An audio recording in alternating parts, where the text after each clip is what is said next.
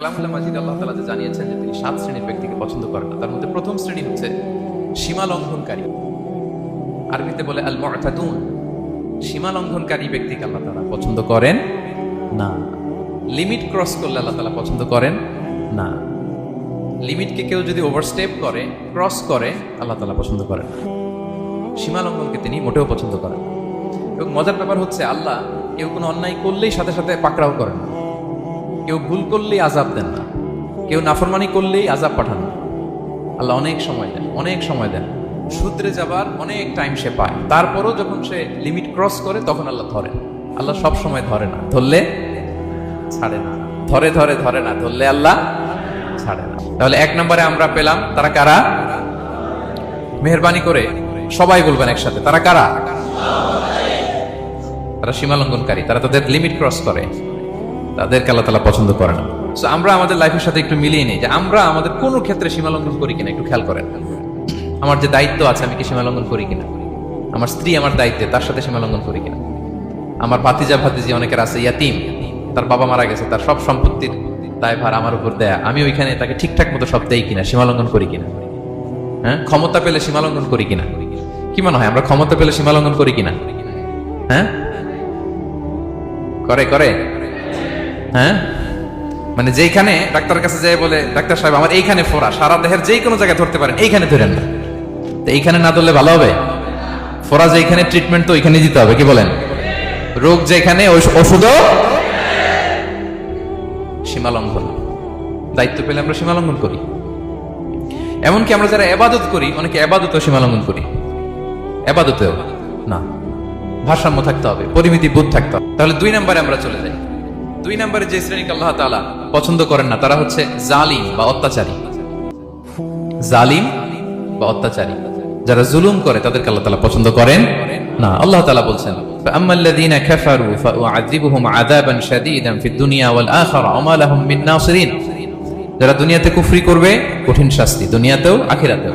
ওয়া আম্মাল্লাযীনা আমানু ওয়া আমিলুস সলিহাতি ফায়ুওয়াফিহিম উজুরাহুম। আর যারা ঈমান আনবে, সৎকর্ম করবে, তাদের প্রতিদান আমি আল্লাহ বুঝিয়ে দেব। ওয়াল্লাহু লা ইউহিব্বুয যালিমিন। তবে জেনে রাখো আল্লাহ তাআলা জালিমিনদেরকে পছন্দ করেন। তাহলে 2 নম্বরে পাওয়া গেল কাদেরকে পছন্দ করে না? আপনি যদি কারোর প্রতি জুলুম করেন তাহলে আপনি জালেম, সে হচ্ছে মাজলুম। সে কি? মাজলুম। মজলুম আপনার ক্ষমা না করলে আল্লাহ তাআলা আপনার ক্ষমা করবে না। মজলুম যদি ক্ষমা না করে আল্লাহ তাআলা কঠিন কালো আপনাকে ক্ষমা করবে না। এজন্য জুলুম যেন আমরা কখনো না করি প্রিয় ভাইরা। জুলুম শুধু আল্লাহ তাআলা আমাদের উপরই হারাম করেনি, আল্লাহ নিজের উপর হারাম করছে। জুলুম শুধু আমাদের জন্যই হারাম না, আল্লাহর জন্য হারাম। আল্লাহ তাআলা বলেন হাদিসে কুদসিতে, ইয়া ইবাদি, হে আমার বান্দারা, ইন্নী হারামতু যুলমা আলা নাফসি, আমি জুলুমকে আমি আল্লাহ নিজের উপর হারাম করেছি। ওয়া জাআলতুহু বাইনাকুম মুহাররামা, এবং এই জুলুমকে তোমাদের উপর হারাম করেছি। ফালা তাযালামু, তোমরা একে অপরের উপর জুলুম করো না। জুলুম শুধু আমাদের উপরই হারাম না, আল্লাহ নিজের উপর হারাম করেছেন। তাহলে জুলুমের সাথে কি মুমিনের কোনো সম্পর্ক থাকতে পারে? পারে না। এবং আল্লাহ তাআলা কখনো কোনো বান্দার উপর জুলুম করেন না।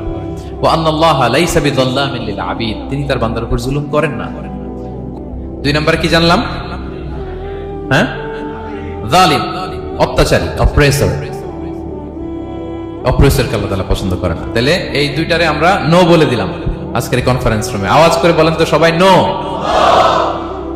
এই লিমিট ক্রস আর জুলুম, নো, চলে গেছে, খালাস। এবার 3 নম্বরে দেখি আল্লাহ কাদেরকে পছন্দ করেন। 3 নম্বরে আল্লাহ তাআলা অহংকারী, দাম্ভিক লোককে পছন্দ করেন না। অহংকারী, আমাদের তো অহংকার টহংকার নাই না? আছে? অহংকার আছে? কিসের অহংকার বলেন? টাকা আর ক্ষমতার আর সৌন্দর্যের আর হ্যাঁ পাওয়ার, সোশ্যাল পাওয়ার। এই যে অহংকার, অহংকারের খাঁচা থেকে মুক্ত রাখো আমাদেরকে তুমি প্রভু হয়ে, পড়েন আমিন। এটা একটা ভয়ঙ্কর খাঁচা। আচ্ছা, অহংকার করার আমাদের আছে কি বলেন তো? কিছুই নেই। আল্লাহ বলে ওয়া খুলিকাল ইনসানু দাঈফা, তোমাদেরকে আমি দুর্বল করে তৈরি করছি। আমরা দুর্বল, শুধু দুর্বল না, দুর্বলের ঘরের দুর্বল। আমার বাপ ছিল দুর্বল, আমার দাদা ছিল দুর্বল, আমরা 14 গোষ্ঠী কি হাল আতা আলাল ইনসানি হিনুম মিনাদ দাহরি লাম ইয়াকুন শাইআম মাযকুরা। আল্লাহ বলেন একটা সময় ছিল উল্লেখ করার মতো তোমার কিছুই ছিল না। আজকে তো এত লম্বা চড়া মানুষ, আমরা কিছুই ছিলাম না। আমার বর্তমানে বয়স চলে 36, 37। আজ থেকে 37 বছর আগে আমি কি ছিলাম? আমার অস্তিত্বই ছিল না, আমার কোনো নাম ছিল না, আমার কোনো গ্রাম ছিল না, আমার কোনো অ্যাড্রেস ছিল না, আমার কোনো পরিচিতি ছিল না। ওয়া আতাইনাহু মিনাল কুনুজি মা ইন্না মাফাতিহাহু লাতানু বিল উসবাতি উলিল কুওয়া। আল্লাহ বলেন এই কারণকে আমি এত সম্পদ দিয়েছি, এত বেশি ছিল তার সম্পদগুলো যে সে আলমারির ভিতরে রাখতো, ওই আলমারির যে চাবি হইতো, এই চাবিগুলোরে ওজন করার জন্য, কাঁধে নেওয়ার জন্য 10 জন পেশি শক্তি পুরুষ লাগতো। আলমারি রাখার জন্য না, কি রাখার জন্য? আলমারি ভর্তি যে সোনা দানা গহনা, ওইটা যে চাবি, ওই চাবিগুলা বহন করতে একদল পেশি পুরুষ লাগতো, এত সম্পদ। তো তাকে এলাকার লোকেরা বলেছিল খলালাহু কওমুহু লা তাফরাহ, এই কারণ তুমি গর্ব করো না। কারণ তাকে বলছিল মুসা আলাইহিস সালাম যাকাত দাও, সে বলতেছে আমি যাকাত দিব কেন? এই সম্পদ তো আমার। ইন্নামা উতিতুহু আলা ইলমিন ইনদি, আমি আমার বুদ্ধি খাটায় এই সম্পদ কামাইছি, আমার সম্পদ আমি খাবো, আমি যাকাত দিব কেন? আল্লাহ বলেন ইন্নাল্লাহা লা ইউহিব্বুল ফারিহিন, কারণ তুমি অহংকার করলে আমি আল্লাহ অহংকারকে বরদাস্ত করি না, অহংকারীদেরকে আমি আল্লাহ পছন্দ করি না, আমি অহংকারকে পছন্দ করি না। কয়টা গেল? 1 নম্বরে কি ছিল? হ্যাঁ, সীমা লঙ্ঘনকারীকে আল্লাহ তাআলা পছন্দ করেন না। 2 নাম্বার, এই তো মনে রাখছেন, মাশাআল্লাহ, অনেক এনার্জেটিক অডিয়েন্স, খেয়াল রাখছে। আর শুরুতে বলছিলাম তো, মনে রেখে দিছে, এজন্য ধরবে তো মাঝখানে। আচ্ছা, জালিমকে আল্লাহ পছন্দ করেন না। এইমাত্র যেটা বললাম 3 নাম্বার, অহংকারী ব্যক্তিকে আল্লাহ পছন্দ করেন না। 4 নাম্বার হচ্ছে অপচয়কারী বা অপব্যয়কারী। অপচয়কারী বা অপব্যয়কারী, এই শ্রেণীর ব্যক্তিকে আল্লাহ তাআলা পছন্দ করেন। আল্লাহ বলেন কুলু ওয়াশরাবু ওয়ালা তুসরিফু, তোমরা খাও পান করো, কিন্তু ওয়ালা তুসরিফু, তোমরা অপব্যয় করো না।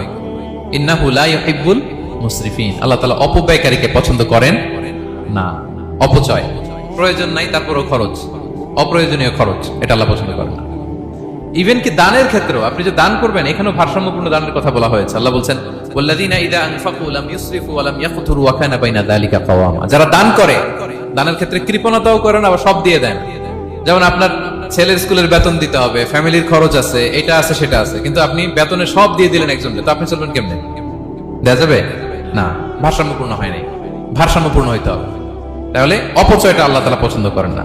এবং বিষ্ণু সাল্লাল্লাহু আলাইহি ওয়াসাল্লাম বলেছেন কুলু ওয়াশরাবু, খাও পান করো, ওয়া তাসাদদাকু, দান করো, ওয়ালবাসু, যা মনে চায় পরিধান করো। ভালো পোশাক পরিধান করে আপনি আল্লাহ শুকর করবেন, কোনো অসুবিধা নেই, কিন্তু শর্ত হচ্ছে মা লাম ইউখালিতুহু ইসরাফ, এটার মধ্যে কোনো ধরনের অপচয় অপব্যয় থাকতে পারবে, আও মাখিলা, অথবা বড়ত্ব থাকতে পারবে না। তাহলে 4 নম্বরে আমরা জানলাম যে অপচয়কারীকে আল্লাহ তাআলা পছন্দ করেন। তা নৃত্য প্রদর্শনের একটা প্রোগ্রাম হবে নারীদের, এটাতে ফান্ডিং করাটা কি হারাম। এখানে আপনি হাত খুলে দান করছেন, এটারে বলে তাবযির। তাহলে ইসরাফও হারাম, তাবযিরও হারাম, দুইটার মধ্যে বেশি হারাম হচ্ছে তাবযির। যে তাবযিরের কারণে আল্লাহ তাআলা তাকে শয়তানের ভাই বলেছেন। তাহলে অপচয়ের সাথে আমাদের কোনো সম্পর্ক, আমরা একটু গলা ফাটিয়ে অপচয়কে নো বলে দিব, আওয়াজ করে বলেন নো। আজকে থেকে আর কোনো অপচয় নাই, আজকে থেকে অপচয় নাই।